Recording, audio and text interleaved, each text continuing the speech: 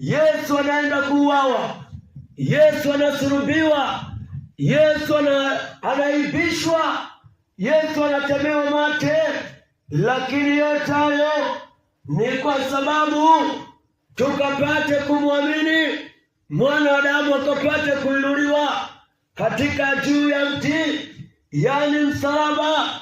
Mauti ya Yesu Kristo ndio inaokoa watu. Mauti ya Yesu Kristo atakayeweka imani kwa kazi iliyotendeka msalabani, kwa kazi iliyotendeka msalabani, ya kwamba Yesu Kristo alisulubiwa kwa sababu yake, kwa sababu ya mimi na wewe tuliokuwa waovu, tuliozaliwa asili ya dhambi.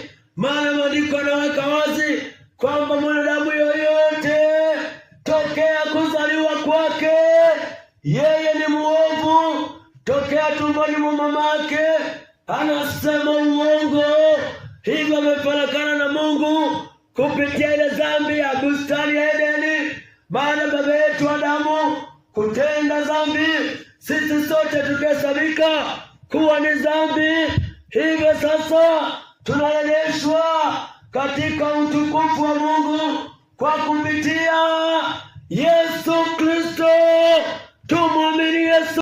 Yesu anaenda kuuawa, Yesu anasulubiwa, Yesu anaibishwa, Yesu anatemewa mate, lakini yote hayo ni kwa sababu tukapate kumwamini mwana wa Adamu, akapate kuinuliwa katika juu ya mti, yani msalaba.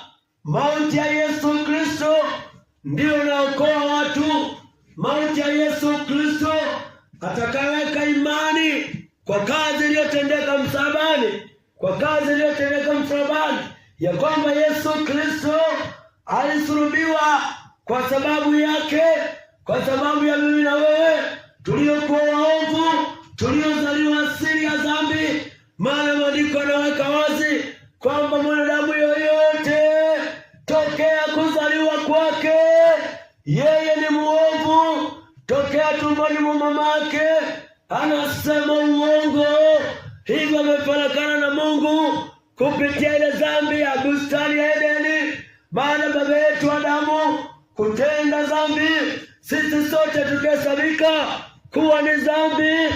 Hivyo sasa tunarejeshwa katika utukufu wa Mungu kwa kupitia Yesu Kristo. Tumwamini Yesu.